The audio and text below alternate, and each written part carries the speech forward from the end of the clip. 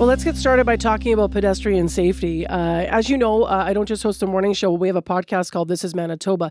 Yesterday, we were having a big brainstorm about pedestrian safety, and that got us looking in the archives for the city of Winnipeg, just kind of looking back at how long this has been an issue and remembering that little boy, Eritrean boy, who died in 2018 in St. Vital. His death was really, well, not the first, of course, but started a big conversation in the city about safety. When you see crosswalk lights now that are lower at more at eye level, that's what was prompting the changes to some of those standards here across the city of Winnipeg. It seems in our city that each and every time we lose someone, something changes. But people now in some pockets of Winnipeg have said, we just need to do more overall so we don't lose anyone else. And to that end, people in Osborne Village continue to call for safer streets. Last Friday night, dozens of people were gathered at Roslyn Road and Osborne. That is the site of the crash that killed a Winnipeg author. Rosalie Tennyson was crossing the street when she was struck. She was 67 years old. She died in hospital. Amanda Pushka is a road safety management engineer with the city of Winnipeg. She spoke with CBC's Faith Fundal about what they are doing to improve road safety in our city. So I can't comment on what we're going to be doing immediately here, but right now our branch is focused on looking at the city overall. And so we acknowledge that these events are not acceptable, and we do not use the word accident to describe collisions on our road. We never want anyone to be hurt on a roadway. And so part of our solution is looking at our city overall and how do we develop the policies in place to be able to act quickly when these sorts of things do occur. So we're actually in the process right now of updating our approach on a number of different proven pedestrian safety countermeasures. So a couple of those being leading pedestrian intervals or LPIs across the city. So we're currently looking right now to see if that's something that we can roll out at Osborne and Roslyn, as well as some other locations. Similarly, we want to look at no right turn on red restrictions, which is another proven safety countermeasure that helps to prioritize safety of pedestrians. That LPI you're talking about, that's when essentially the crossing light turns on first for pedestrians before the traffic lights turn for vehicles, right? Exactly right, yeah. So it gives pedestrians a 5-second head start to advance themselves into the intersection and improve the visibility prior to vehicles getting their green light. And why hasn't that been implemented yet? What have you had to consider to implement those measures at intersections? Our policy was fairly old, and with our branch, one of the actions that we're working towards is how do we update that and make sure we're addressing pedestrian safety on a citywide level. So you may remember that the downtown had LPIs rolled out at about more than 80% of our downtown intersections back in March, and now we're developing the policy for the whole city. And so we're looking through a number of different criteria that make certain locations a higher priority to get these sorts of pedestrian head starts. And we're hoping to start rolling these out even as early as next year and tackling this in batches across the city. There have been assertions that the city is prioritizing vehicular traffic versus focusing on pedestrian and resident safety. Is there any truth to that matter? Yeah, I did read about that, and that is a troubling statement to hear. The city is so focused on improving pedestrian and cycling safety. If you take a look at our Road Safety Strategic Action Plan, we identify 5 focus areas. 2 of those are walking and biking. We're also looking at appropriate speed limits, signalized intersections, which are a high-risk location for people who are walking and biking as well, and then overall looking at the road safety culture across the city of Winnipeg. So we're not trying to prioritize vehicle movements over any other movement. In fact, most of our actions in the safety plan are tailored towards improving safety for active modes. I mean, how do you manage that when you hear something either on social media or rebroadcast by media organizations of people seeing actions by the city as that the intention is assigned, that kind of intention is assigned? How do you manage that as someone who does this kind of work as a road safety management engineer with a city? Yeah, and it's difficult. So when we're working at a city and we're thinking about a city level, there are trade-offs have to be made. We don't operate within a bubble here in road safety. And so every project we do, we're advocates for improving the safety of pedestrians and cyclists and other people who are on the street. I mean, we want it to be safe for somebody who drives as well. So across all modes, we think that death and serious injury is preventable and unacceptable. And so we continue to advocate for safety improvements. And that's my role as the city management engineer, to make sure that we're designing streets safer. So when we do a reconstruction project, let's question. Let's second guess some of the historic designs that have happened on our road system and make it safer for everybody. What do you have to consider and contend with as you make recommendations to council? Because there's one thing that you will see and you may make recommendations, and then the follow through is another level, isn't it? Mm-hmm. Yeah, that does happen. So we do have to contend with the operations of different movements. So transit being one, we have to make sure that we're providing efficient transit transportation so that people can move towards that as a potential mode. We want to make sure that we're improving operations. We want the sequence of flow to be somewhat reasonable so that if we do have an emergency situation, that we can ensure that the emergency services can get somewhere in time. So there is a lot of different things we're contending with, moving people through the city in an efficient way, but in a safe way. As a professional, do you have a sense of what's going on with Osborne Village? We've seen high-profile pedestrian deaths and collisions. What's your sense of what's going on? Yes, I can't speak exactly to all the different studies that have been done on Osborne, for example, at River and Osborne, but I know that every neighborhood has high-risk locations. And so in the road safety branch, we're working on identifying where those are across the entire city using a data-based approach, and that's something we call network screening. And so we're in the process of doing that right now. And once we do that, we can actually develop approaches to help to tackle these high-risk locations across the city. So there's been a lot of attention on some of these devastating collisions that have happened in Osborne recently, but we also know that there are so many other locations that we have to also address across the city. The work that you and the department you work in is in the focus right now. It's in the spotlight because of these deaths and these collisions. What do you think is missing from this conversation about pedestrian safety in Osborne Village that you think people ought to think about? Yeah, so I think there's a lot of work that we have to do. Despite some of these events, there has been a lot of good things that have happened in Osborne Village in the last few years.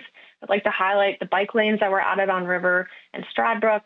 There's some upgraded pedestrian crossings and narrower lanes to help slow speeds, traffic calming on certain streets. And so there are so many things that we're working on to try to make our roads safer, and we do have a lot more work to do to get there. And so we're going to continue to strive to do more in the coming years. Our branch is relatively new. We were hired just over a year ago, and so we're working really hard to try to tackle so many issues that circulate around road safety in the city of Winnipeg.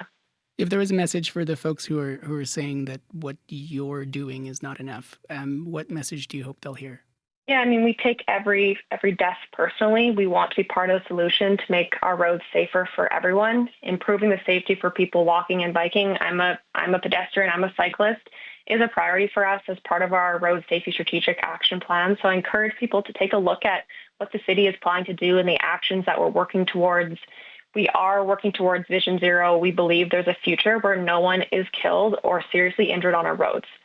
And so as we get into the busy holiday season, we want to remember that everyone else on the road is someone's family too. So just remind everyone to slow down and stay alert and just respect each other.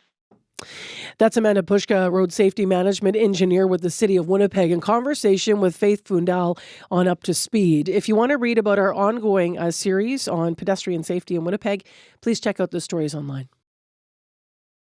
Well, next on the program, let's build on what you might have heard on World Report today. U.S. President Donald Trump's special envoy, Steve Witkoff, is at the Kremlin again today. It is his latest of several trips trying to nail down a deal to end the war in Ukraine. But there's new reporting by the Wall Street Journal that claims there may be business deals mixed in as part of the negotiation process. The article in the Wall Street Journal is titled, quote, "Make Money Not War, Trump's Real Plan for Peace in Ukraine," unquote. Paul Goode joined us at 6 o'clock to talk us through this. He's a professor and McMillan Chair of Russian Studies at Carleton University. Good morning. So tell us about this reporting about a side deal between the U.S. and Russia. Well, the Wall Street Journal reported last Friday that Russian oligarchs close to Putin have been negotiating behind the scenes with U.S. business figures close to Trump over the last few months, with a range of deals on the table in exchange for a ceasefire. And those deals would potentially involve things like access to mining rare earth minerals and gas extraction in Siberia and the Arctic, reviving the Nord Stream pipeline, even potentially a joint mission to Mars. Alongside this, Witkoff and Trump's son-in-law, Jared Kushner, have been negotiating directly with Kirill Dmitriev, who is an investment banker that heads up Russia's sovereign wealth fund. And Dmitriev has proposed to use the frozen assets that Russia has in the West, which amount to about $300 billion US, for joint U.S.-Russian investment projects and a U.S.-led reconstruction of Ukraine. If true, this would be, a deeply cynical form of foreign policy making, but very much on brand for both the U.S. and Russia. The White House has been seeking an end to the war in a way that will profit the U.S. since at least February, while Russian oligarchs have been deeply unhappy about Western sanctions since 2022. So one can imagine that they would be, enthusiastic supporters of this kind of back-channel diplomacy. You said in the middle of that just now, if true. So can you share with us how convincing the evidence is here? Circumstantially, it looks convincing. The timing makes sense, as does the methods, as in the reliance on oligarchs for Putin, donors and business supporters for Trump. For Russia, it's known that Putin trusts his inner circle more than he trusts institutions. For Trump, we already saw a similar reliance on his family and inner circle during his first term. But, I think the most confirming evidence we have is the 28-point peace plan that was released a few weeks ago that calls for, amongst other things, the U.S. and Russia to enter into long-term economic cooperation in energy and natural resources, infrastructure, AI, as well as rare earth metal extraction in the Arctic. So on the whole, there's a lot that suggests that the report is very likely true, though one can imagine that there's also likely a lot that it doesn't tell us. Why is this pertinent to Canada? Well, a number of reasons, but most importantly, U.S.-Russian cooperation in the Arctic would potentially be both a security and economic threat to Canada. There is already concern among Arctic nations in NATO about sharing intelligence with this particular administration in the U.S. And more broadly, this kind of diplomacy in the service of business is a threat to any country that respects a rules-based international order in viewing territory as secondary to profits. Alongside that, U.S.-Russian cooperation in mining rare earth minerals would challenge Canada's attempts to establish its own technological sovereignty, much of which depends upon the Arctic, and those steps are only just getting started, so it would come at a very bad time. It would also likely weaken efforts to manage the effects of climate change or impacts for Indigenous peoples in the Arctic, and neither of those two things are of any great concern for either Trump or Putin. Witkoff's meeting today, I want to ask you about that. Obviously, he's in Moscow talking to the Kremlin. The two sides, Russia and Ukraine, though, very far apart in their vision for peace. What are your thoughts about what's going to result from this visit? Well, there aren't really any indications from the Russian side that they expect a breakthrough. If you look at today's newspapers in Russia, Witkoff's visit is well below the fold. Most of the headlines are about Russia's battlefield advances in Donbass. And bear in mind that this is Witkoff's, I think it's his sixth visit to Moscow this year. So at this point, there's not a lot of fanfare.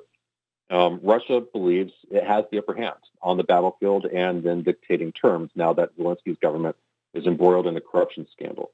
Now, from Ukraine's side, the latest meeting between the U.S. and Ukraine in Miami reportedly made progress, but it remains stuck on a couple of key issues, namely territory and security guarantees. And it's hard to imagine that Ukraine would accept the loss of territory. Now, bear in mind, this isn't really just about territory, of course. It's about Ukrainian people behind enemy lines that face systematic terror, indoctrination, and torture. The flip side is that Russia can't really accept the loss of territory because it not only has it unilaterally annexed Ukrainian territories, it's also written them into its own constitution, which forbids ceding or swapping any sort of territory with other states. So in that sense, whatever's in the peace plan may not really matter for the simple fact that Putin's regime has made it all but impossible for it to cede or swap territory. All right, Paul, we'll leave it there this morning. Thank you. All right, thank you very much. Paul Goode, I talked to him at 6 o'clock about this. He's a professor and McMillan Chair of Russian Studies at Carleton University. We actually have just on the line with us the head of the West End Cultural Centre. That is because the West End Cultural Centre is in, quote, a tough financial spot, end quote. That's according to a social media post that popped up yesterday by its executive and artistic director, Jorge Ramos, last night. He says the venue needs to raise $50,000 by the end of the month to keep its programming going. And Jorge's with us now. Hey, Jorge. Hi, how you doing? I'm maybe better than you. What's the need for the money? What's happening? Well, at the moment, what we have is a cash flow issue. And, with the Western Cultural Center as an organization that delivers art to the people, the mission of delivering art to the people, we have to do a lot of things that don't give us any revenue. The Western Cultural Center, there's many things during the year where the Western Cultural Center doesn't intake any money. We offer free concerts in the neighborhood right by CBC at Saigon Park. Also free concerts at the Forks during January. We have a free music school. We have a free holiday dinner. All these things don't take any revenue in. And on top of that, our facility is huge, and we've been running into HVAC issues for several years. Like our HVAC has costed us hundreds of thousands of dollars over the last couple of years, and it continues to be an issue, right? And so there's the critical repairs that need to be done. We have a severe cash flow issue over the next couple of months, and as you know, I took over this gig just over three and a half months ago. Yes, right? and just so listeners understand, you'd been artistic director, but now you're artistic director in addition to being exec. Exactly. Yeah. Exactly. And so I'm using this as an opportunity to redraft how the Western Cultural Center operates. When I started at the Western Cultural Center, our funding from all levels of government was 35% of our budget.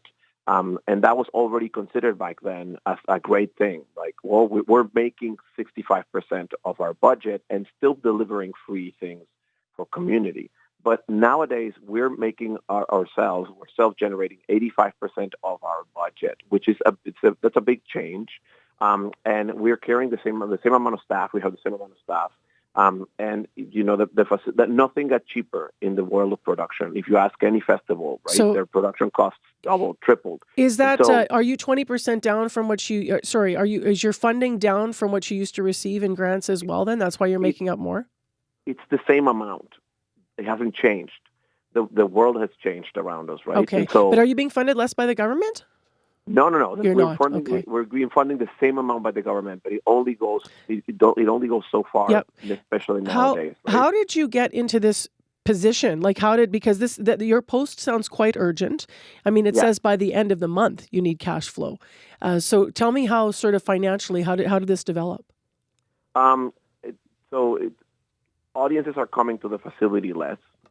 Audiences are drinking a lot less, and so in using some forecasting tools, it became really evident that we were not going to meet our targets for the year. And it's a similar situation to what happened to us last year and the year before. Just the second and third beer that you have when you come to the Western Cultural Center compounds over the year. So these amounts of money, the self-generating revenue comes mostly from the bar and the ticket sales. And if people are attending shows less, and they are attending shows less, even if it's just a little bit over the course of several years, it becomes this issue. And so we have to redraft what we're doing.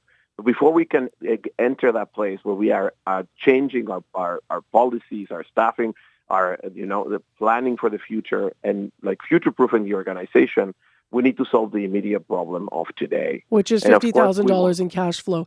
Can I ask you about policies and staffing and future proofing? Because if that money doesn't come, you'll have to make some of those tough decisions. How much staff would you have to lose to make up that shortfall?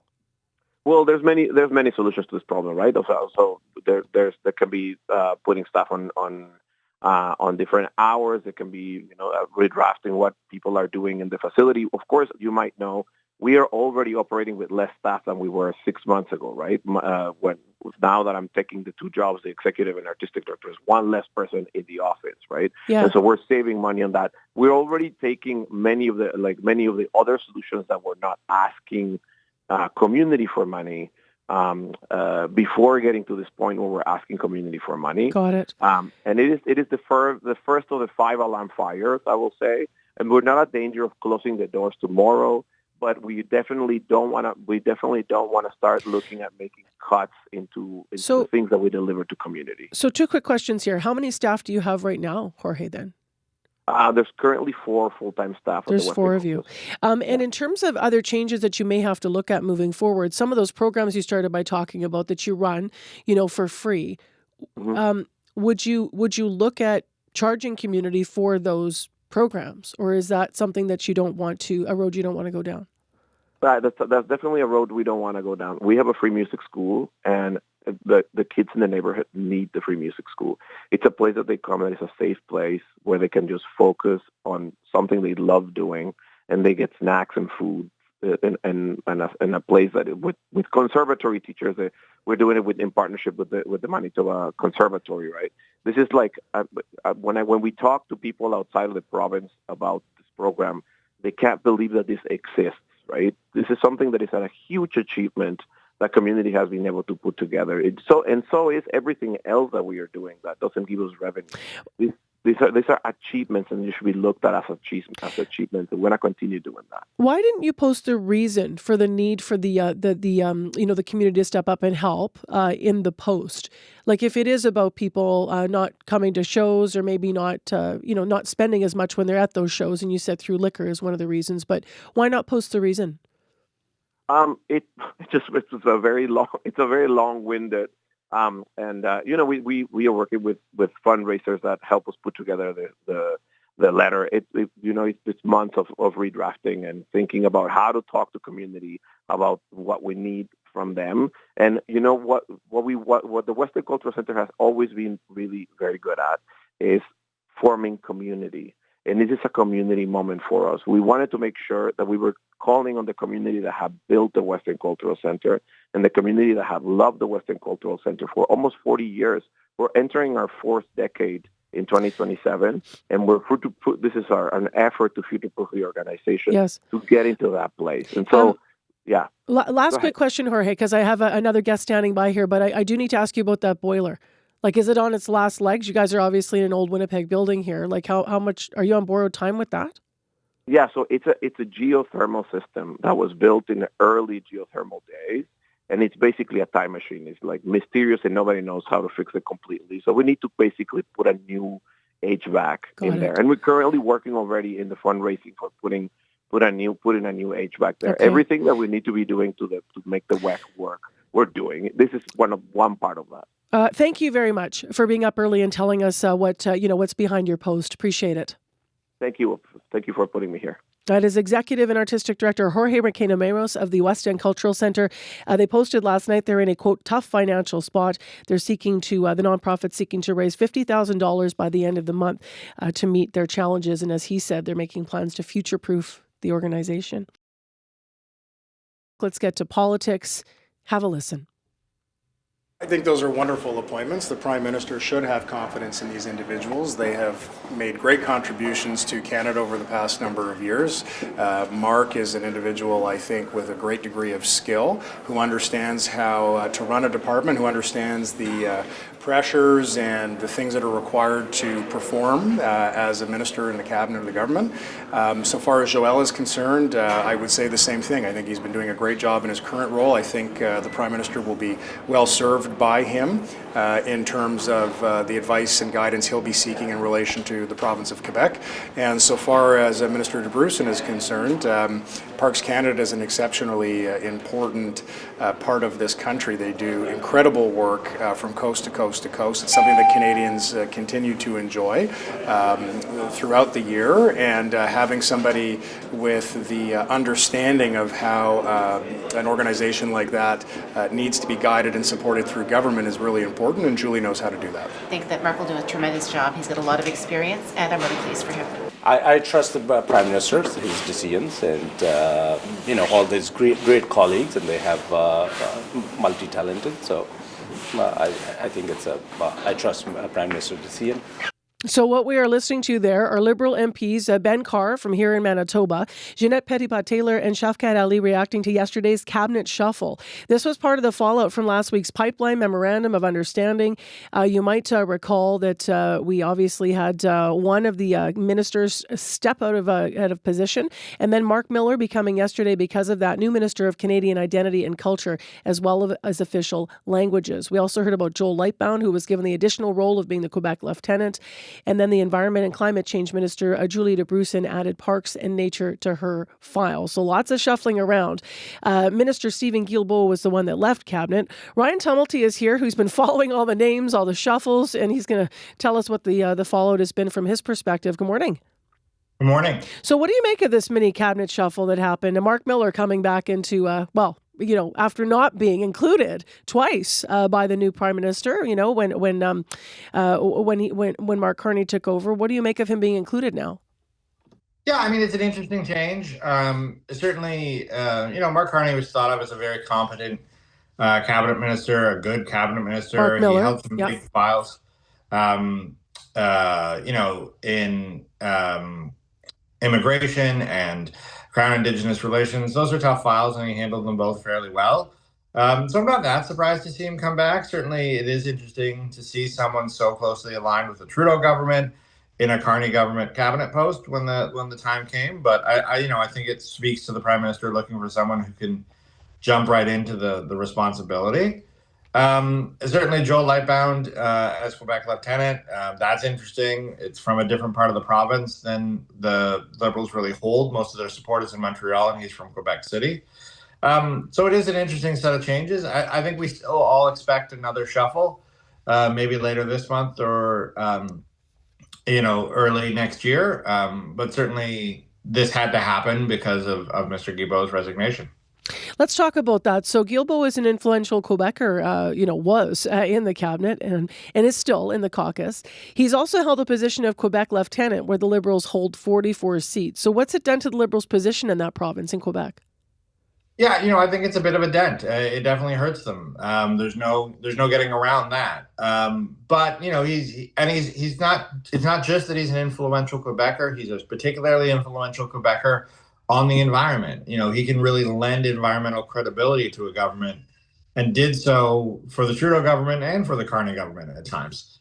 That said, as you mentioned, he's still sitting in the Liberal caucus. He's still a part of the party. He didn't, resign or cross the floor or anything like that. And he was on a very popular Quebec television show on Sunday night and made it clear that he'd vote for Carney if the opportunity came again. So this isn't, a complete sort of rupture with the Liberal government, but I'm sure it is a setback. What has the MOU between Alberta and Ottawa done to political support that the Liberals are going to need from the opposition parties going forward for things like future budget implementation votes and such? Yeah, I mean, it's definitely hurt them. There's no doubt about that. The Green Party leader, Elizabeth May, has said she won't support the government. She now views her budget vote as a mistake. And I mean, that's just one vote, but one vote can mean an awful lot in this parliament. The NDP, I think, are much less likely to support the government. On some level, the Conservatives are more likely on a policy point of view, but they're not going to support the government. That's just not what they do. And certainly the Bloc are less likely to support. So it does make things more challenging. I think every conference vote is still going to be a new dynamic and a new, set of guesswork and questions about what parties will do. But this makes it more of an uphill battle for sure. What are your thoughts on Carney's political savvy? Because I saw an interesting panel actually on Power and Politics with David Cochrane talking about how let's remember he is still, new to being a politician. Is he looking at this deal with Alberta and looking at this MOU and maybe not thinking somehow about, how this is going to affect future votes when you hear Elizabeth May coming up and saying that's the last, well, maybe not the last time, but I regret supporting the budget, for example, because let's remember, we would have been in an election position if she didn't. Yeah. I think the Carney government is less concerned about short-term politics. I think they think this deal is a good long-term win. And they're less concerned about short-term politics at the moment. They certainly really don't seem to be that interested in minority government dynamics. You didn't really see them negotiating very hard for the budget votes that happened a few weeks ago. So, I mean, it'll be interesting to see how long that strategy can work. I would say that I don't think this government ever imagined that they would be, if this stays a minority, and you can see that they are looking out for floor crossers still, but if this stays a minority, I think they know it will be a short-lived minority, that it'll fall sometime next year and they'll have to go back to the polls. And I think they've made peace with that, I guess. So all we can do now is wait and see. All right, Ryan, thank you very much. All right, thank you. That's Ryan Tumilty, political reporter with the Toronto Star. We reached him in Ottawa. Well, last week's death of an 82-year-old woman at the Grace Hospital is being investigated as a critical incident after she waited hours for care. According to her daughter, Michelle Price, her mother, Genevieve Price, went to a minor injury clinic after noticing a swollen hand. She was put on medication, but her condition got worse. Clinic staff said she required more intensive care, and then Genevieve was sent to the Grace Hospital. This is where her daughter says her mom waited for hours on a stretcher in the hallway before being transferred to St. Boniface Hospital. That is where she later died. The story has called for more care, and some say for seniors specifically in Canada. Last week I spoke to Laura Tamblin-Watts. She is one of those people. She's CEO of CanAge. She spoke about the challenges older adults face and the need for more senior patient advocacy in hospitals. As our population is aging, we need to confront that ageism is in fact the single most prevalent discrimination, so found StatsCan and the World Health Organization. And yet we don't look at our system in terms of health and social care with that ageism lens in the way that we may have looked for other forms of discrimination. We need to challenge ourselves by saying, are we giving a different level of care? In fact, a reduced level of care and reduced priorities for people who are older. As an example, when we created our Canada healthcare system, the average age of death was in the mid-70s. And every single one of the top 10 reasons people died then is now a chronic condition. So we need to really do a systemic evaluation of ageism in our system. That was Laura Tamblin-Watts, CEO of CanAge. We are now joined this morning by Dr. Samir Sinha, geriatrician from Mount Sinai Hospital in Toronto. They there have a dedicated geriatric emergency medicine team in the ER. And he, by the way, has also been born and raised in Winnipeg, so he knows a bit about our city too. Thanks for being with us. Thanks for having me, Marcy. So do you share the concerns that ageism, just looking overall at our healthcare system, is an issue? It is an issue mainly because when we designed our healthcare system, with creation of Medicare back in 1966, the average age of Canadian was 27 years of age, and most of us didn't live beyond our 60s. And so you can imagine that we created a system that was designed for 27-year-olds, not 72-year-olds.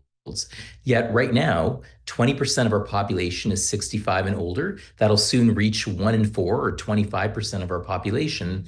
They are the majority users of healthcare services because as we get old and older, we experience more issues that might require us to use hospitals and other health services. Yet we haven't really designed a system that really particularly focuses on the unique and sometimes different and special needs of older adults. Well, what does ageism look like in a system? Is it how does it present? Is it somebody is older and so maybe they're overlooked as well? What you're experiencing is just because of age? Like maybe is it missed because people don't see things as, an acute problem where, I don't know, if a 20-year-old came in with a swollen hand, it might be looked at differently? Yeah, there's a few different things at play. One of the aspects is we don't appreciate how aging and presentations of illness can be different. Often when older people are presenting to hospitals, they might actually have atypical presentations. They may not mount the same level of fever that, say, a younger person would due to an infection, for example.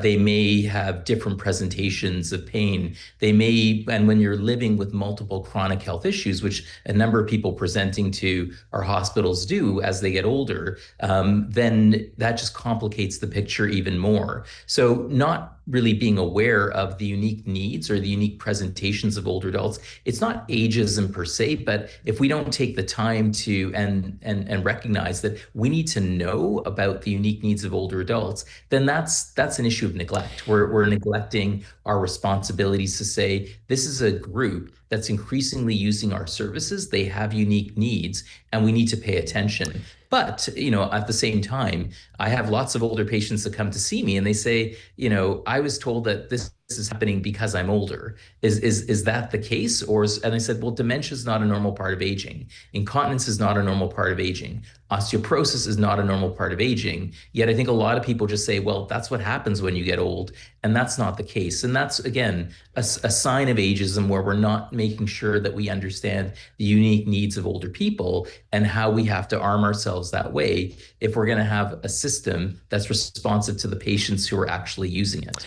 Now, to be clear, we don't know the specific circumstances. I'm just going to repeat this. It's important of what happened here regarding ageism, being related to ageism at all.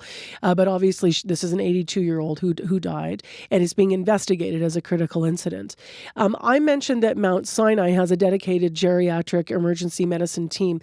How does that team support older adults in your hospital? Well, what we did was, when we created our approach under our acute care for elders, strategy back as far back as 2010, we first of all thought about what we were doing in our emergency department, and we decided we're not going to have a specialized unit in the emergency department, that just cares for older people. We just said, why don't we make the entire emergency department, the entire hospital, elder friendly? So our system basically works that, number one, if you want to work in our emergency department, you need to get that education and training on what are the unique needs of older adults. So everyone has to do a mandatory 6-hour training session and it's available for free to anybody online, called www.geri-em.com. Everybody needs to do that. Nurses, doctors, social workers, everybody. So that way you have that baseline education. Number two, what we do is, any older person who's coming into our emergency department, we screen each and every one of them very quickly with a few simple questions to identify, are you an older person at particular high risk of bad outcomes? Or are you a robust older adult who's probably going to do fine with usual care that we'd give to anybody? And then what we layer on top of that is, on top of the usual care, anybody deemed particularly high risk or that we have extra concerns, we have at least one or two geriatric emergency management nurses on during the major times of the day, who can actually provide extra support, extra assessment, extra connections to community services. And so by layering all that on, we've been able to make sure that our older patients are getting that additional support and care that can really change the ultimate trajectory of what happens to them. It can shorten their lengths of stay. It can actually help them get home and avoid a hospitalization. But it can also make sure that if they do need to get hospitalized, we've avoided some of the things that can start right in the emergency department, like delirium, like immobility, like some of the problems that could have happened in this case. When you hear about an 82-year-old woman who dies after waiting, hours in an ER, do you hear that as an isolated tragedy, given the work that you do, or do you hear it as a symptom of a broader problem in how hospitals manage older patients? Unfortunately, Marcy, this is a symptom of a broader problem. I think, my heart, first of all, goes out, I think, as all of us do, to, Miss Price's family. It's horrible to hear that what sounded like, a robust, and an independent older person, went into a hospital and then wasn't necessarily receiving, the timely and supportive care that she needed. And so I'm glad that people are taking it seriously. I'm glad that people are treating this as a critical incident and saying, let's go through step by step, what were the opportunities that potentially were missed and how we can do better. But this is not, unfortunately, an isolated incident. I think we're increasingly seeing that our hospitals and our care system are struggling to care for older adults, that we're not necessarily right-sizing our system so that we have the right forms of care. So these unnecessary delays, short-staffed environments, staff that may not have the appropriate training so that they can better recognize those needs and intervene early. And just some of the typical things we do in emergency departments. When we put someone on a stretcher, especially an older person, for about 8 hours or more, you start to have skin breakdown. If you catheterize a person and you put an IV in their arm, you're starting to immobilize them. And keeping people moving is really, really important so that they don't lose physical function. And then making sure that, again, recognizing that, someone who might have an infection, if they're not presenting with a fever, that doesn't mean it's not a serious infection. We know that older people don't necessarily mount the same fever response the younger people do. It's these little things that, by actually tweaking the way we provide care in these settings, can make an enormous difference. That's where we have to the whole system is more elder friendly. Before you go this morning, I just want to share with the listeners, both the WRHA and Shared Health have confirmed with CBC that there is no geriatric emergency medicine team like the one you're describing there here in Manitoba. Could a model like that work in Manitoba? Like, is there any reason within our system, what have you learned from implementing it there that we might need to understand if it should be something that gets looked at here? Yeah, we have a ton of evidence that's informed kind of our strategy, and it's a strategy that hospitals across the country, even in Iceland, they're running our model. In Taiwan, they're running our model. So all around the world, they've actually looked at our papers, they've seen the research, and they're like, we can do this. There's no reason why any hospital in Manitoba couldn't be implementing the same sort of educational supports, the same sort of screening system, the same. It doesn't necessarily cost a lot of extra money. In fact, it can save money. And we've demonstrated this time and time again. The key is that we need to make sure that we have great leadership from the top that can really support the excellent clinicians on the front line who are trying their best, but obviously want to do better. Thank you very much for being with us today. Really a valuable conversation. Thanks for having me, Marcy. That is Dr. Samir Sinha at Mount Sinai Hospital in Toronto. Off air, Corey, you started to say that you have a bit of a story to share. Yeah, well, this must have been like grade 3 or so, and I remember it was the holiday concert, and it was a year where they kind of gave every class a different tradition to do. Some people got Kwanzaa, some people got Christmas. Our class had Hanukkah, and there was this song that we all got, and it was I still remember to this day, Hanukkah, festival of lights, add a candle every night. And I was like, psyched, like let's do it. They've got instruments, we're gonna do it. I had my eyes set on the xylophone with the one singular big bar, the bong. Oh, yeah. I really wanted to do that one. I was so psyched. But then I found out that they're actually just assigning the roles that everyone's doing. So I was waiting like anxiously, and I was like, hey, here we go, xylophone. And they said, Corey, you are the singer scarf dancer. Like the exact opposite. I wanted to fade into the background. I wanted to go bong every like couple minutes. And then here I am, You're front going and to center. do the scarf dance, Corey. And I still remember in rehearsals. And I was like, I'm not ready for this. Like, I did not want to be the one. So me, like, I remember in rehearsals, like, tearing up because we went right to it. There's me tearing up, scarf dancing and singing, like, oh my God, festival of lights.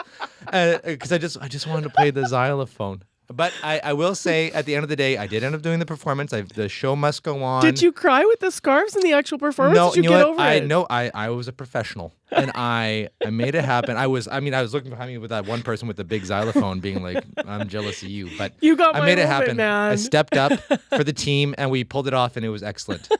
But do you have video of this? Of like me crying with the scarf? Well, I remember I had to with practice at home with my parents, and I was devastated with them too. So I was like, yeah, but they talked me through it, and we made it work, and it was excellent. 788-3205. If you have a story about a holiday or Christmas concert, we'd love to hear about your memories. Let's get you kick-started here with Jim Agapito. He hit the forks yesterday to ask that question as well. He starts with hearing from someone named Jean Reed. So I was about 5 years old. So this was a big deal. A tiny village in England. And I think it was supposed to be around the Nativity, but for some reason I was a Dutch girl and I had fake straw plaits on. We had to run across the school ground to get into the area where the play was, the actual hall. The drama was that the lead person, the boy, got he was petrified of going on stage. So the schoolmaster's son, who happened to know the entire words of the character's role, stepped in. He was not in costume. The costume didn't fit him, but he went on stage and played the main character. It was everyone laughed and enjoyed it and everything. You know, it was big entertainment, but kind of funny. Hi, I'm Anna Scheiblischer. Okay, so my question, favorite Christmas concert memory, do you have one you can share? One of my favorite memories is growing up and watching Fred Penner do his Christmas concerts. We had kids from all over the neighborhood, all over Winnipeg, and I still see that he's playing at the Burt. And that just makes me so happy to see that people are still really enjoying his music and sharing that celebration together. Okay, so you said that. Did he do this in person, or how did it happen? He did. We used to have concerts where he would go around with schools, I believe. It's a bit of a blur now. This was a while ago, but what really sticks with me is that holiday cheer that would happen around his concerts and just being a little kid dancing to his music, and that makes me still think of Christmas. Hans Romer. Well, when I was probably grade 3, grade 4, the school Christmas concert, the teacher always said, Hans, just move your lips, don't sing, because my voice just carried so far and hard, so that always stuck in my mind. That's why I never sing no more. My name is Joanne Palivino. Yeah, probably my favorite one was grade 12. I used to be in a band, and like the three of us, there was 5 originally, but 3 of us, we performed for the school for the Christmas concert. We did a bunch of jazz songs like Santa Baby. And then, I don't know, it's just, now whenever I hear Santa Baby, I'm like, oh, we performed that, you know? Okay, what instrument did you play? I played the guitar. Is that something you want to do again? I mean, it sounds like you had a lot of fun doing it. Yeah, for sure. Like, if I get the chance to play with people again in front like that, I'd definitely do it again. Hi, my name is Wida Marley de la Cruz. It was when I was in grade 12. It was my first time going to a Christmas concert in our school. It was really nice, and I was really shocked when they, like, other people, like, so it's like different ethnicity, right? And then they were singing like Filipino song. And I was like shocked to hear that like some white people, black people, and other ethnicity as well singing that. It was really nice. And what school did you go to? I went to Maples Collegiate, and they performed at Garden City. Could you sing some of the song in Tagalog for us? Oh, 1, 2, 3. Pasko, Pasko, Pasko na naman muli ang pag-ibig naghahari. Yeah. Thank you so much. Thank you. Thank you so much. That's wonderful. How fun is that? I love that they sang for Jim. Fabulous. And if you saw the video, you saw everybody out there talking to Jim at the Forks. That's where he was, asking Winnipeggers about their favorite holiday and Christmas concert memories from the past. Of course, we'd love it if you'd share. 788-3205. One of mine was actually attending a concert when my nieces and nephews were a little smaller at Edmund Partridge Elementary School on, middle school, I believe it is, but it's on North Main, kind of, just north of Leela. At any rate, I was at this concert. We're sitting there, and they had all the kids playing and singing. And then all of a sudden it was quite quiet. And then you could hear the kids kind of murmuring, and they were going, come on, you could do it. Come on. And they were like kind of clapping. And then all of a sudden everybody, was really clapping. And this little boy came to the front of the crowd, and he's standing in front of all the kids that had performed already. And he looked quite shy, and he looked down. He's just a short little kid. And then he pulled out a fiddle, and he put it on his shoulder. And then that kid owned that fiddle.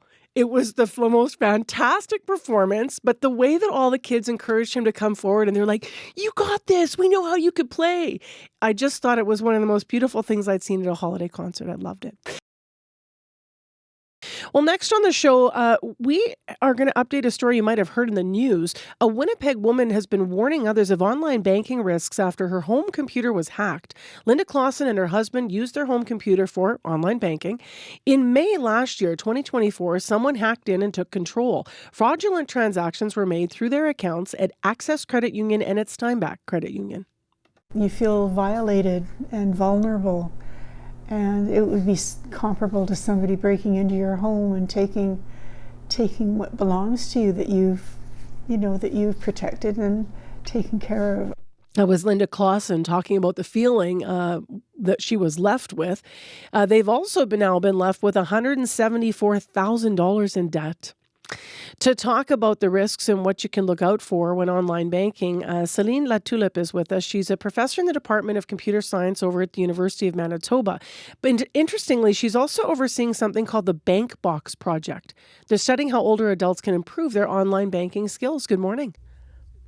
Good morning. So what do you think about Linda Clausen's case and what happened here? I think it's really unfortunate. Online banking is generally really safe. What happened here is that their home computer was hacked. So it's not that the banking system itself was hacked, their home computer was hacked. And what's really unfortunate here is that the credit union, Steinbach Credit Union, did not have checks in place. So they sent an authentication message that went to the Claassens email, and the hackers had access to the Claassens email as well as part of the hacking of their computer. And so we're able to sort of get past the two-factor authentication. But, really the transactions that happened in the Claassens account should have been detected by some algorithms that Steinbach Credit Union should have been running to look for big deposits and sudden addition of payees that should have been flagged for human review. And that clearly didn't happen. So even though the Claassens computer was hacked, Steinbach Credit Union should have prevented these transactions from taking place in the first place. And their accounts at Access Credit Union as well. If people haven't read the full story, I mentioned they're left with $174,000 in debt. That's not the totality of what was taken here. It's just that that's what they're left having to cover after some of the money will be covered by Access and by some of the insurance and such. I mentioned this bank box research you're doing. What is it? BankBox is a system that is meant to help older adults practice online banking skills. So the best way for older adults to keep their accounts secure is for them to do their online banking themselves rather than having somebody help them with it or somebody do it on their behalf. But we know that some older adults can feel a little nervous about online banking. They're afraid that they might make a mistake and that will cost them money. So we built BankBox, which is a web system that imitates the interfaces of online banks in Canada. So right now it imitates the CIBC and the Scotiabank interfaces. And then older adults can log in and practice common tasks like e-transfers or bill payments, that type of thing. But they're doing it in a fake account that is not their account, and they're doing it with not real money. So there's no risk of actual losing money. They just get to practice until they feel confident that they know how to do these tasks. At the beginning, you said that part of the challenge here was the Claassens, they hacked their home computer. It wasn't actually the banking site that caused the issue. Where should we be doing our online banking? Like through an app on our phone or on our computer at home? Is there a device that is more safe than, one or the other? So I would suggest that doing it on your computer at home means that you're always on your own home network, and then making sure that the two-factor authentication, which is when they send you a code to say, is this really you, is going to a different device. So have it go to your phone, not your computer. So that was an issue with the Claassens because their two-factor authentication went to their email on the same device. That was a problem. So doing it on your home computer and then using your phone for the authentication is sort of a better practice, and not logging onto your online bank account if you've got a laptop, for example, when you're out at a hotel or another place like that or an airport. Only log into your bank account when you're at home is a really good, safe practice. Where should people store their passwords? Ideally, people should be using password managers. These are programs that will store all of your passwords in a very, very secure way. And so you can go to an IT specialist and have them help you set that up. That's the best. If not, store it in a very safe place that is not where your computer is. So, in a book, in a safe somewhere. Don't have it written down as a note on your desktop, on your computer, that kind of thing, because that's too easy for other people to access. What are some of the most common mistakes that people make when online banking? I think that sort of common mistakes might be paying the wrong payee or transferring to the wrong account. Paying bills, if you pay the bill to the wrong company, one of the ways that you can avoid that is by setting up your bill payments sort of in advance. And then that way, if you realize, you've got a chance to sort of cancel it. But also you can sort of set up automated bill payments in certain cases, and that can be really helpful. Back to your BankBox study. Why did you want to do this type of a study right now? Well, we know from previous research we've done that often older adults who feel a little lack confidence in their banking skills, they may have somebody else bank on their behalf. And the way that they typically do this, unfortunately, is by sharing their passwords with a family member or a close friend. And that's a really terrible practice. And so the best way to support older adults is to help them so that they can do the online banking themselves. And one last item I'd like to make is that do not share your password, even with somebody you absolutely trust. We saw in the Classens case that the Classens had to go into the credit union and swear an oath that they had not shared their passwords with anybody. Even if you share your password with somebody you absolutely trust, if you then get scammed or there's fraud that happens that has nothing to do with that person because you've shared your password, you are liable for the loss. So it's really critical that you don't share your password, even with someone you absolutely 100% trust. Before you go as well this morning, I need to ask, because you're actively recruiting older adults for the research. We are. Yeah, so how can people take part, Celine?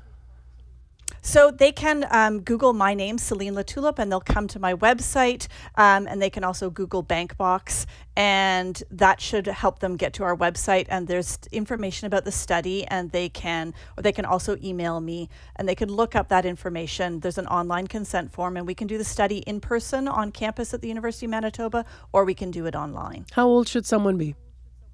They have to be 65 plus. All right. Thank you very much for your information this morning and for your guidance as well on some of the safety issues. Appreciate it. Thank you very much. So Celine Latulipe, you can look it up online. CelinLatulipe, professor in the Department of Computer Science at the University of Manitoba. If you want to reach out, if you want to take part, she's overseeing the BankBox project, which is studying how older adults can improve their online banking skills. And you can also read more as well about the Classens and what happened and BankBox at cbc.ca/Manitoba. Well, a warning that the next story we're going to talk about contains graphic details that may be upsetting to some listeners. As you have been hearing in the news, a 6-year-old girl may be left paralyzed for her whole life after she was allegedly abused by her foster parents. That's according to search warrant documents obtained by CBC News. Police were called to the home on September 19th. They say the child was found with a fractured spine, bruising over her entire body, and tape burns on her mouth. Her foster mother has since been charged with aggravated assault and failing to provide the necessities of life. Her foster dad faces a charge of failing to provide the necessities of life. CBC is not naming the foster parents to protect the identity of the child. Families Minister Nahani Fontaine said that her department is conducting an internal investigation into the matter. We're looking at what occurred within the system to allow this child to face this amount of abuse and what I would characterize as abominable abuse. That's Families Minister Nahani Fontaine. Now, to help us understand the broader context about how abuse happens in a home, Christy Dzikowicz is with us. She's CEO of Toba Center for Children and Youth. That is an organization that supports children who've experienced abuse and the families who care for them. She joins us via Zoom. Good morning. Good morning. It feels like a silly question to ask your reaction when you first heard about this case. I think I frankly got off the air and cried for part of the day yesterday. It's just horrific. What were you thinking? Well, I mean, I can't speak to the specifics of any ongoing investigation, but it's devastating to hear of any child in your community that would experience, this level of abuse, which is sort of an interesting thing to say, because what level of abuse is acceptable for our children? I mean, the answer to that is none. Absolutely. What do we know about the number of child abuse cases that are investigated in Manitoba? And what do those numbers look like, are there trends being up or down? I think on average, there's about 4,000 child abuse investigations in our province each year, and that's sort of a blend between law enforcement and child welfare investigations. So it's a huge number. It's not okay. And we all need to do everything that we can to support these kids when these things happen, and also to talk about this issue so that, people do take notice and pay attention and, act as a community around kids. I think we've over the last number of decades evolved to a society that tends to mind its own business. And I don't think when it comes to the safety and well-being of children, we can afford to do that. What do we understand about how many abuse cases in our province might be coming from our children who are in CFS care? I don't have that number for you. I think there's added risk, in certain types of abuse with out-of-home care for children. Children, in best case scenarios are at home with their families. I think it's increasingly upsetting for us when we hear of children. We know that foster care and out-of-home care should be held to a higher standard. We know that when kids are in those situations, they've already faced some level of adversity. And so we do need to hold those folks to a higher standard, and make sure that kids are safe and that we really are sort of walking the walk in terms of what we all say. We talk a lot about children being our most important resource. And so how we respond when we hear of harms that impact children, whether in scenarios like this that are extraordinarily, difficult to hear about, but really, as I've said, in any situation where a child is harmed, it's not okay. And so our response is really important. What stands out for you about what happened here, what we've confirmed has happened here at least? Well, I think one thing that I think is really important for all of us to notice is what these kids are listening. All kids are listening. And so in this particular situation, I understand that people are reacting, people are upset, they should be. But keep in mind, we have, little ones that are hearing what we're saying. And so at this point in time, I can't imagine anything more important than the recovery of the children involved and maintaining hope for how they recover. And so, I think it's important that we think about the information that we're sharing and whether we need to be sharing it, and also, prioritizing, the listening ears of these young children, and what messages they should be hearing from us as a community. And that is that we're behind them. Any child that's been harmed in our community, as a community, we're behind them. We believe in the recovery of children, and that's what we're here to ensure can happen. So as much as people are upset and responding to the egregious details of what may or may not have happened here, I think it's really important to remember that these kids are listening, and as a community, we should all note that. Let's not stay in that moment. Let's make sure we're building forward, and let's make sure we find a way to build forward and do better. You said we need to hold foster parents to higher standards. How? Well, I think that, obviously through the criminal justice system, we'll let all of our partners in policing and prosecutions and those sorts of folks, deal with the outcomes of these types of crimes. But the reality is we know that they ought to be held to a higher standard. Anybody that's put in a position of trust with children that we are to entrust our children with in whatever scenario that may be. We recently this week heard of, situations happening within school environments and those types of things. We need our kids to be safe. And so, prevention is going to be the number one goal here. We don't want kids to face harm, but when they do, we need our partners to be supported in investigating these crimes and seeing and folks face the consequences of those actions. And then as a community, like I said, these kids can't be forgotten. Any of the kids that are impacted by abuse, it's time to rally around them and see that they get the support that they need to thrive in life and thrive beyond these traumas that they should never have experienced in the first place. What are some of the factors that, what do we understand, at least, about the vetting process when it comes to those who become foster care parents in Manitoba? What do we understand? I think in the context of this situation, it's too soon to talk about that. I'm happy to hear it's all being explored. I'm confident that it will be. I think we have an evolving system, and we need to be looking at what safety measures are in place to balance, the needs of kids and the needs of kids to be safe. There's lots of transition and transformation, and I think paying attention. I'm going to interject here. Why is it too soon to be talking about that? Well, because I don't know that we know the details of what's gone on in this particular situation. So I'm not speaking to that particular situation. Okay. But overall, when you look overall at the system in Manitoba and how one becomes a foster parent, is there a challenge in how much we talked to a foster parent actually a few months ago about a different case, for example, and she was suggesting that there are some challenges in terms of how prepared parents are to become foster parents, that there should be more training in terms of, a la what some other provinces have put in place. I just wonder from your perspective in your work if that's ever come up in that broader sense. Yeah, and I think the other piece of it is making sure that foster parents are also supported so that, we're checking in on kids, we're seeing them, we're laying eyes on them, we're making sure that they're safe. I think we've seen many situations over the last number of decades that have been devastating, and I think those are the situations that we need to learn from and make sure that, folks are laying eyes on kids on a regular basis and making sure that they're safe and doing well. What are some of the factors that can contribute to abuse happening anywhere of children that you think that people need to be more aware of so that we can work on that, as you said, prevention piece? Oh, I mean, there's too many factors to be aware of. But I mean, when you're talking about school-age kids, they should be attending school, right? I think we need to be keeping an eye on those things within different environments, whether it's in apartment buildings or neighbors. I think when we see concerning behaviors, we need to act on them. And I know that that can be really tough. Like for people, we hate to cast judgment, right? We see something, we hear something, something makes us feel funny. But you don't want to accuse somebody. And I think what we want to remind people of is you're not doing that. We have men and women who work in child welfare, who work in law enforcement. That's their job to determine what's going on. It's their job to do those check-ins and those assessments. And that's what they're trained to do.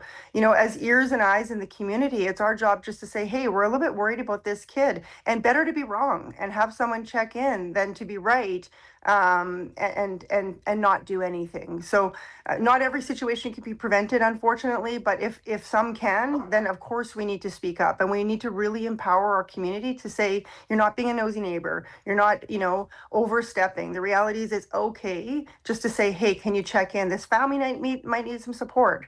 It's always best to err on the side of caution when it comes to the safety and well-being of our kids. What are some of the signs that someone might look for that might indicate that a child is in an unsafe home or has a victim of abuse that you want people to think about as a community?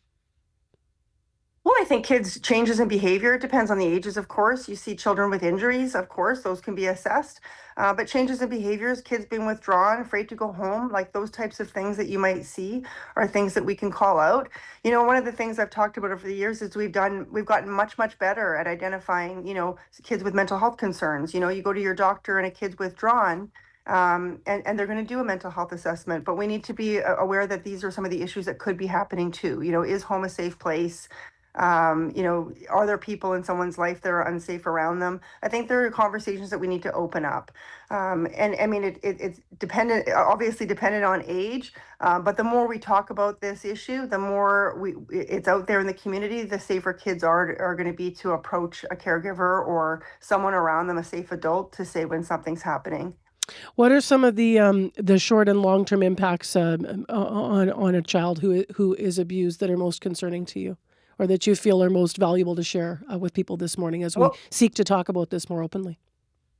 Yeah, it's one of the things that I sometimes detest that question. It's a good question, don't get me wrong, but I think, you know, there's all kinds of stats that are, you know, horrible to listen to in terms of the outcomes and the impacts on kids when they've experienced abuse. But I think we own those because the reality is we can change that story. You know, kids can experience abuse and they're remarkably resilient. So when we're investing in kids, we can help them thrive. We just need to make sure that we're staying the course beyond, you know, the incidents of abuse that kids suffer and investing them so that they can have a future that's brighter than what would happen if we leave it unattended to. I'll share it with you why I don't like that question, because I think that sometimes people think that it means that you're necessarily going to be, if you have suffered some abuse in your life, that you're necessarily then this will happen to you. This will be the impact on you. And it is so individual on each person. And some people lifelong may need supports and some people may not. And some people may go in one direction or the other. So it's a simplified way of understanding a very complex issue, which I think is the challenge with it. Yeah. I agree with you. But I think that's part of why we don't talk openly. I'm just going to speak really freely here about abuse, period. Because often you also have, especially you start talking about cycles of abuse, you start talking about systemic abuse, you start talking about families even, and you're always going to have that complication of some people that are talking about it in a certain way, other people that might not be ready to be talking about it, and you get those intertwined things, and all of a sudden we're not out in the open discussing something as a community, and we're not doing better for the kids because somehow we just put it somewhere else. I don't know how we move beyond that. Well, I think part of it, I have to tell you, it's getting the community involved. And I hate to make it sound like a sort of a plug like for Toba Center, because that's not what I intend. What I love about the work that we're doing right now is engaging Manitobans. Manitobans hear stories like this far too often, and we're impacted. You know, the vast, vast, vast majority of people care a whole lot about kids. And like you said earlier in our conversation, it's devastating to hear this news. So people need something to do about it. And the win there is that means that we get to stay the course with kids. We get to say, what do these kids need over time? because the systems can't do it all, right? The systems have tons of work to do. They're going to do great work. The people involved investigating these crimes, the immediate aftercare for kids, people care a whole lot, but there's long-term care that needs to happen. And so as a community, one of the ways that we can respond to how we feel about these types of situations is to really get engaged and figure out how do we support kids, because sadly we're seeing them all like every single day, 365 days a year. So I think, this is a community issue, and I think, the community is already impacted when they hear it. So why not kind of get involved and really stay the course with kids so that we're all doing our part to support them as best we can. Appreciate your time, Christy. Thank you. Thank you. That is Christy Dzikowicz, who's with us, CEO of the Toba Center for Children and Youth. That is an organization that supports children who've experienced abuse and the families who care for them.